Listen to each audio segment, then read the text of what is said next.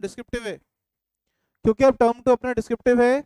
और consumer protection act हम लोग अब पढ़ रहे हैं 2019, उसमें हमने सबसे पहली बात पढ़ी कि कंज्यूमर कौन है। Consumer includes buyer of the goods, और बायर में अल्टीमेट यूजर कौन है उससे मतलब नहीं अपने को, but consumer includes buyer of the goods. दूसरी बात अपन पढ़ रहे हैं कि कंज्यूमर प्रोटेक्शन एक्ट 2019 की सर जरूरत क्या है। तो कंज्यूमर प्रोटेक्शन एक्ट 2019 की जरूरत यह है कि पहले जो कस्टमर को लोग पागल समझते थे, आज कस्टमर आपसे ज्यादा होशियार है। क्योंकि पहले जो पॉलिसी चलती थी वो कौन सी चलती थी, कैविट एम्प्टर की। पहले कस्टमर खुद अवेयर रहना जरूरी था उसके लिए, पर आज वो किसको अवेयर रहना पड़ रहा है, सेलर को। तो आज जो पॉलिसी चल रही है वो कौन सी चल रही है, कैविट वेंडेटर की। समझ में आई बात। ये आपसे एक नंबर में वो पूछ सकते हैं what is caveat emptor and what is caveat venditor. No doubt. दूसरी बात, आप लोगों ने देखा होगा कई बार कंज्यूमर को खराब क्वालिटी के गुड्स बेचे जाते थे। ठीक है, दवाई कोई लाया, खाई और मर गया, क्योंकि दवाई एक्सपायरी डेट की थी। ठीक है, तो जिसको अपन कहते थे एडल्ट्रेशन, या गलत दवाई आपको दे दी गई। ठीक है, तो एडल्ट्रेशन, खाने पीने की चीजों में जो मिलावट होती है, राइट, खाने पीने की चीजों में जो मिलावट होती है उसको अपन क्या कहते हैं, एडल्ट्रेशन। जैसे मैंने अभी आपको एग्जांपल दिया, आप काली मिर्च लेने गए, आपको उसने आधी काली मिर्च मिला के दी और आधी दे दी पपीते के बीच, तो that is what, that is adulteration. इसके अलावा ना बहुत सारे लोग ब्लैक मार्केटिंग भी करते थे। क्या करते थे, ब्लैक मार्केटिंग। तो ये जो एक्ट है ना कंज्यूमर प्रोटेक्शन एक्ट 2019, ये इन सारी चीजों को प्रिवेंट करता है। ये इन सारी चीजों को क्या करता है, प्रिवेंट। तो ये है ब्लैक मार्केटिंग। अब मेरे को कोई एग्जांपल बता सकते हो ब्लैक मार्केटिंग का, है ब्लैक मार्केटिंग का कोई एग्जांपल। भाई देखो, जब लॉकडाउन होता है, अपन लॉकडाउन से इसको रिलेट कर सकते हैं। लॉकडाउन में क्या होता है, फूड सप्लाईज की शॉर्टेज होती है। ठीक है, हर चीज की शॉर्टेज, क्योंकि ट्रांसपोर्टेशन है नहीं, जो एग्जिस्टिंग सप्लाई है उसी से आपको डिमांड को मीट करना होता है, राइट। तो जैसे मान लो किसी की डेयरी है दूध की, ठीक है, अब क्या हुआ, उसके वहां प्रोडक्शन तो लिमिटेड है, पर क्योंकि उस समय डिमांड बढ़ जाती है, राइट, लोग घर पे ही पड़े हैं और खाते पीते रहते हैं घर पे बैठ के। तो अब क्या हुआ, डिमांड बढ़ गई, अब प्रोडक्शन तो लिमिटेड है ना, अब वो क्या करेगा, वो बोलेगा अभी दूध नहीं है भैया, ठीक है, खत्म हो गया। फिर एक आध घंटे बाद जाओ तो वो क्या कहेगा, वैसे वो नॉर्मली 40 रुपीज लीटर बेचता है, 60 रुपीज लीटर बेचता है, वो आपको बोले भैया 70 रुपए लीटर है अभी, तो अभी 70 रुपए लीटर वाला दूध है। दूध वही है जो कितने में वो नॉर्मली बेचता था, 60 रुपए लीटर में, और तुमसे 10 रुपए लीटर ज्यादा ले रहा है। क्यों, ब्लैक मार्केटिंग कर रहा है वो, he is doing over stocking. अब वो क्या चाहता है, वो चाहता है कि दूध का प्राइस मार्केट में और बढ़े, 80 रुपए लीटर ये दूध चला जाए, ताकि उसकी अननेसेसरी जो उसने स्टॉक रख रखी है, जो उसने स्टॉकिंग, इसको अपन ओवर होल्डिंग बोलते हैं और ब्लैक मार्केटिंग। तो अब क्या होगा, पता है कि स्टॉक मेरे पास ही है, दूध की सप्लाई मैं ही दूंगा, अब अननेसेसरी प्राइसेस को इन्फ्लेट कर दो और इन्फ्लेटेड प्राइसेस पर आप सेल करो, तो उसको अपन कहते हैं black marketing. It is a act of black marketing, और इसको भी हमारा जो कंज्यूमर प्रोटेक्शन एक्ट है 2019 वो क्या करता है, प्रिवेंट करता है। आई बात समझ। तो इसलिए ये कुछ ऐसे कारण हैं जिसके लिए हमने इस एक्ट को लाए। कौन सा act, consumer protection act 1986, that has been amended and is now called as consumer protection act 2019। कोई डाउट, अरे कोई डाउट नहीं। ये कॉपी हो गया था, ये कॉपी हो गया था, कैविट एम्प्टर कैविट वेंडेटर सबका भैया हो गया कॉपी। चलिए, अब सर एक क्वेश्चन हमारे दिमाग में आता है कि सर आपने एक तो बताया कोपरा 1986, जिसको आपने बताया कि अब ये बन गया है कोपरा 2019। तो क्या सर इससे पहले कोई कानून नहीं थे क्या हमारे पास भारत के अंदर। भाई हम आजाद कब हुए, जल्दी बोलो, हम आजाद कब हुए, 1947, 15 अगस्त 1947। तो क्या 1947 से लेकर 1986 तक भारत में कोई कानून थे ही नहीं जो कंज्यूमर के इंटरेस्ट को प्रोटेक्ट करते थे। और ये एग्जाम का क्वेश्चन है 4 मार्क का, what is the legal protection given to consumer before this act. इस कानून के आने से पहले सर कौन से कानून थे जो कि ग्राहक के इंटरेस्ट को प्रोटेक्ट करते थे। तो उसके मैंने आपको अपने रेगुलर नोट्स में 10 एक्ट दे रखे हैं। कितने एक्ट दे रखे हैं, 10। इन 10 में से कोई 5 आप याद कर लेना। अगर डिस्क्रिप्टिव क्वेश्चन पूछे, वैसे पर्टिकुलर एक्ट पे वो क्वेश्चन नहीं पूछेंगे, पर अगर मान लो टर्म 2 में भी वो अगर 10 मार्क का एमसीक्यू दें, जो कि मुझे लगता है कि वो देंगे, 10 मार्क का एमसीक्यू हो सकता है देंगे वो, ठीक है, पर उसमें वो पूछ सकते हैं कि बताओ ये एक्ट किस ईयर में आया था। और इस एक्ट के बाहर ये जो 10 एक्ट अब हम एक ओवरव्यू लेने वाले हैं, उसके बाहर कुछ भी नहीं है। ठीक है, तो सबसे पहला एक्ट मेरे को बताओ, सबसे पहला एक्ट क्या लिखा है बच्चों? Indian contract act 1872। यही है ना, इंडियन कॉन्ट्रैक्ट एक्ट 1872। इस एक्ट में क्या था? कॉन्ट्रैक्ट सेल जब भी होती थी, क्या होती थी? Contract sale. कई सारी ऐसी चीजें होती है जो अपन कॉन्ट्रैक्ट सेल पे लाते हैं, जैसे गाड़ी, हायर परचेज, है ना। क्या होता था?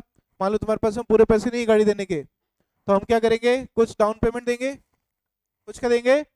डाउन पेमेंट, और बच्चे भी ईएमआई करवा लेंगे, और कंपनी कॉन्ट्रैक्ट पे लिख के देती है हमको कि on payment of last instalment you will become the owner of the asset. सुनो, किस्तों पे ली हुई गाड़ी के क्या तुम आज ही ओनर हो? क्या आज ही नहीं हो? आरसी भले तुम्हारे नाम आज ही बन गई है, पर रियल ओनरशिप तुमको कब मिलेगी? When you will pay the last instalment, when you will pay the last instalment. आई बात समझ? तो कॉन्ट्रैक्ट सेल्स पर ये एक्ट लगता है, कौन सा? Indian contract act 1872। कोई दिक्कत? दूसरा एक्ट कौन सा दिया है? पढ़ो, सेल्स ऑफ, अरे 10 एक्ट दिए ना, उस पेज को निकाल के रखना अपने नोट्स में ना। Sales of goods act 1930, right. ये सर इस एक्ट में क्या था? तो इस एक्ट में क्या थी? इस एक्ट में थी, अपन जब भी कोई चीज खरीदते हैं ना, सुनना मेरी बात, जब भी अपन कोई चीज खरीदते हैं तो एक तो उसकी मिलती है गारंटी, क्या मिलती है? और एक मिलती है वारंटी, क्या मिलती है? अच्छा, डिफरेंस पता है? गारंटी और वारंटी में डिफरेंस क्या होता है? गारंटी में अगर कोई तकलीफ है तो पूरा का पूरा प्रोडक्ट आपको क्या मिल जाएगा? नया मिल जाएगा। पर वारंटी में क्या होता है? पर्टिकुलर पार्ट रिप्लेस होता है। वारंटी में क्या होता है? पर्टिकुलर पार्ट रिप्लेस होता है। ठीक है, तो अब किस प्रोडक्ट के रिस्पेक्ट में हम गारंटी देंगे और किस प्रोडक्ट के रिस्पेक्ट में हम वारंटी देंगे, या कितनी वारंटी देंगे तो किन कंडीशंस पे होगी, और अगर गारंटी देंगे तो उसकी कंडीशन क्या होगी? आई बात समझ? तो वो सारे प्रोविजंस किस एक्ट में लिखते थे अपन?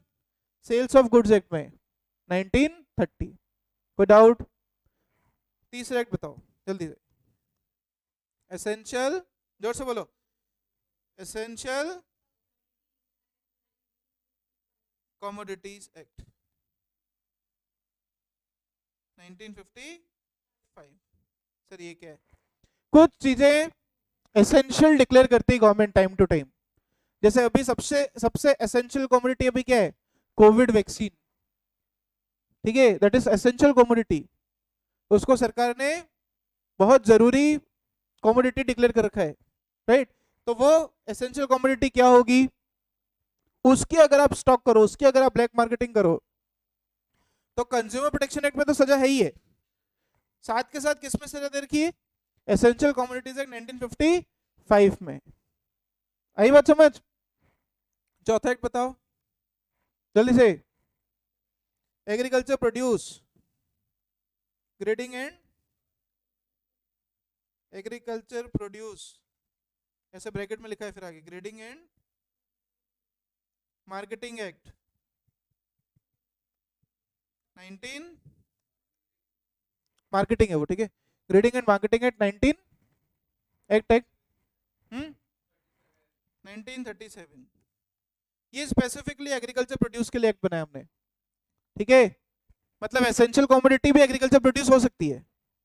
अरे एसेंशियल कमोडिटी जो 1955 में कवर्ड है वो भी एग्रीकल्चर प्रोड्यूस हो सकती है, पर जो एग्रीकल्चर प्रोड्यूस है वो स्पेसिफिकली कहां कवर होगा? नीचे वाले एक्ट में। भाई सारे के सारे एग्रीकल्चर प्रोड्यूस तो एसेंशियल कमोडिटी नहीं है ना, पर कुछ एक एग्रीकल्चर प्रोड्यूस एसेंशियल कमोडिटी है। तो जो एसेंशियल कमोडिटी है वो दोनों एक्ट में कवर होंगे, और जो सिर्फ एग्रीकल्चर प्रोड्यूस है वो कौन से एक्ट में कवर होगा? Agriculture produce grading and marketing act में। कोई डाउट? अगला एक्ट बताओ फटाफट। Adulteration act. What is adulteration? अभी अभी ऊपर बताया था, मिलावट। एडल्ट्रेशन एक्ट 1954 स्पेसिफिकली मिलावट की जो सजा है वो इस एक्ट में दी गई है। एडल्ट्रेशन अगर आप करते हैं तो उसकी सजा कौन से एक्ट में दी है? Adulteration act 1954। बोलो कोई दिक्कत? अगला standards standards of weights and measures act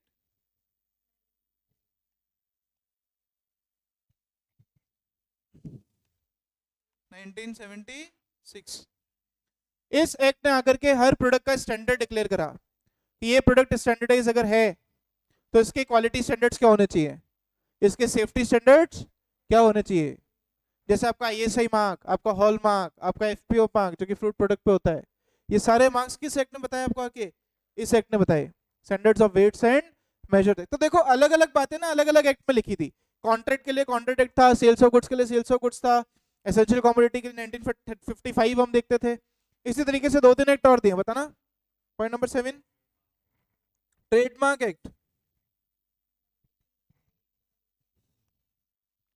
1999।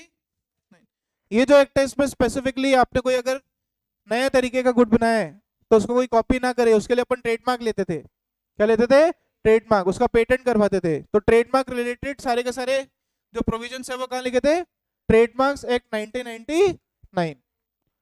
तो सर ये तो 86 के बाद का एक्ट है ना। हाँ, तो कंज्यूमर प्रोटेक्शन एक्ट आ ही गया था, पर स्पेसिफिकली ट्रेडमार्क्स एक्ट कब आया? 1999। तो जरूरी थोड़ी कि सारे एक्ट 1986 के पहले के ही हों, बात के भी तो हो सकते हैं ना। अभी जैसे अपन एक पढ़ेंगे कंपटीशन एक्ट 2002, है ना, अगला वही है क्या? अगला एक्ट अपने को दे रखा है कंपटीशन एक्ट 2002। इसके ऊपर अपन अभी 2 मिनट बोलेंगे, सुनना। आप मेरे को बताओ, क्या कंपटीशन मार्केट में होना अच्छी बात है कि बुरी बात है? अच्छी बात है। क्यों? क्योंकि कंपटीशन होने से प्राइसेस क्या हो जाते हैं? कम हो जाते हैं। अरे मान लो मैं सिंगल प्रोड्यूसर हूं, मैं ही वो गुड्स बनाता हूं जो कोई नहीं बनाता मार्केट में मेरे जैसा, तो मैं प्रोडक्ट महंगे ही बेचूंगा ना, क्योंकि मेरे को पता है मेरे जैसा कोई नहीं बना पा रहा। पर अगर मेरे जैसा आप लोग भी बनाने लग गए, मतलब अगर कंपटीशन बढ़ गया, अगर कंपटीशन बढ़ गया तो प्राइसेस क्या होंगे? मेरे को सस्ता बेचना पड़ेगा ना, मुझे डर है कि कहीं तुम मुझसे सस्ता तो नहीं बेच दो। तो ये एक्ट बोलता है कि कंपटीशन हेल्दी होना चाहिए। कैसा होना चाहिए कंपटीशन? हेल्दी। ठीक है, वो एक्ट जो कहता है कि कंपटीशन हेल्दी होना चाहिए, वो कौन सा एक्ट है बोलो? Competition act 2002।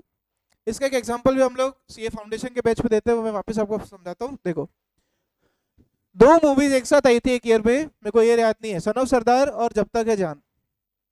एक थी यश राज फिल्म्स की जब तक है जान, और सन ऑफ सरदार के मेकर आई थिंक मुझे याद नहीं कौन थे, पर अच्छे खासे ही वाज द डायरेक्टर। ठीक है, अब क्या हुआ, दोनों मूवी साथ में रिलीज हुई। अब क्या हुआ था, तो यशराज फिल्म्स जो कि जब तक है जान के जो मेकर्स थे, उन्होंने मूवी सिनेमा के साथ में, खूब सारे मूवी सिनेमा के साथ में एक डील करी थी कि आप सन ऑफ सरदार को स्क्रीन्स कम दोगे, सन ऑफ सरदार मूवी को आप स्क्रीन्स क्या करोगे?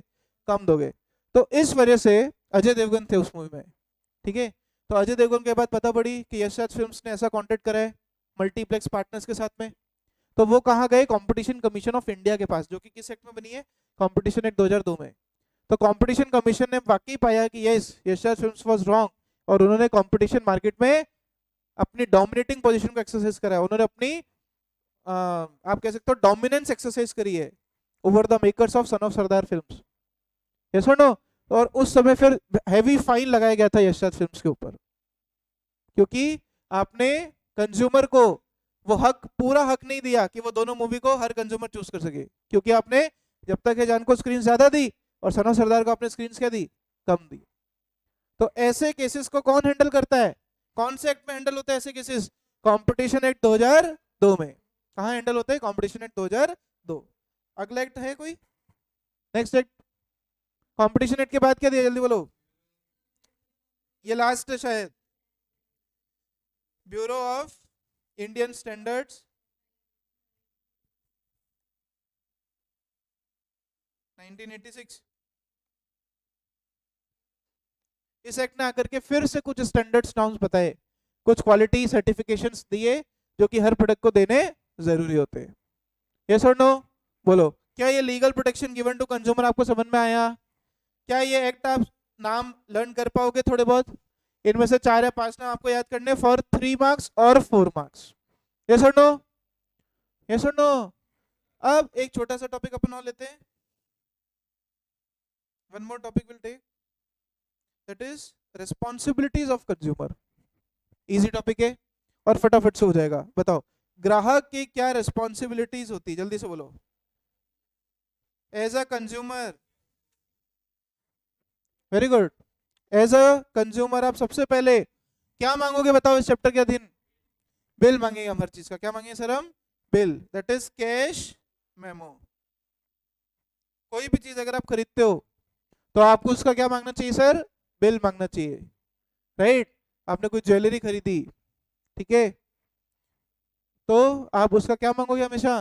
बिल। क्योंकि अगर बिना बिल की ज्वेलरी आपके घर में पाई जाती है तो आपको पता है इनकम टैक्स वाले जब रेट मारते हैं, तो अगर बिना बिल की ज्वेलरी है आपके पास तो वो सारी ज्वेलरी क्या करेंगे? आपकी अनअकाउंटेड इनकम में गिन लेंगे। अनअकाउंटेड इनकम मतलब जिसके आपके पास में कोई अकाउंट्स नहीं है, और वो सारी की सारी इनकम आपकी ब्लैक मनी में चली जाएगी। कहाँ चली जाएगी? आपकी ब्लैक मनी में। समझ में आया? तो हमेशा क्या मांगना कस्टमर अपने प्रोड्यूसर से? बिल मांगना, ठीक है। इसके बाद देखो हमेशा आपको क्वालिटी वाले प्रोडक्ट्स खरीदने चाहिए। कौन सा प्रोडक्ट खरीदना चाहिए? तो मेरे को बताओ, आपको हमेशा क्वालिटी कॉन्शियस होना चाहिए कि क्वांटिटी कॉन्शियस? कुछ केसेस में क्वांटिटी कॉन्शियस हो सकते हो। आप 1 किलो शक्कर खरीदने के उसने 900 ग्राम ही तोली, तो वहां के 900 ग्राम ही लाओगे क्या 1 किलो के पैसे देके? नहीं, वहां पर क्वांटिटी कॉन्शियस है, राइट? तो कुछ केसेस में आपको क्वालिटी कॉन्शियस होना है और कुछ केसेस में आपको क्या होना है? Quantity conscious. इसके अलावा बताओ हमेशा ईमानदारी होनी चाहिए कि नहीं? हमेशा डील में आपको बेईमानी करनी चाहिए या ईमानदारी से डील करनी चाहिए आपको? ठीक है, तो हमेशा एथिक्स फॉलो करिए, हमेशा जो मॉरल वैल्यूज हैं हमेशा सच बोलिए, जो आपके मॉरल वैल्यूज है उनको फॉलो करो।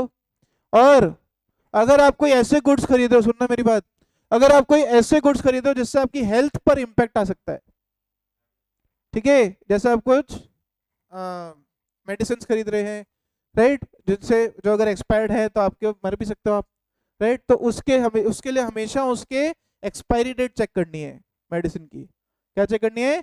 Expiry date. या फिर जो सर्टिफिकेशन मार्क्स हैं वो आपको हमेशा चेक करते रहना है कि whether the certification marks have been complete with और नॉट। यस और नो? तो ये थी कुछ रिस्पॉन्सिबिलिटीज ऑफ कंज्यूमर। ये भी आप मान सकते हो 3 मार्क का ये क्वेश्चन आ सकता है। कितना मार्क का आ सकता है? 3 मार्क का डिस्क्रिप्टिव क्वेश्चन आ सकता है। या रिस्पॉन्सिबिलिटी हो सकता है आपको एक एमसीक्यू में लिख दे और option they they all of these, मान लो सारे पॉइंट लिख दिए, D option they they all of these, तो ऑल ऑफ दीज ठीक होगा उसके इसमें। यस और नो? ये है सारी की सारी रिस्पॉन्सिबिलिटीज ऑफ द कंज्यूमर। बोलो कोई दिक्कत? अब सर आगे हमको इस चैप्टर में क्या पढ़ना है? तो आगे हमको इस चैप्टर में पढ़ना है एक तो रिड्रेसल मैकेनिज्म क्या है और एक राइट्स ऑफ कंज्यूमर पढ़ने हैं। क्या पढ़ने हैं? Rights of consumer. बोलो समझ में आया कि नहीं आया तक? कोई डाउट? ठीक है, आज अपन इतना ही पढ़ेंगे, ठीक है।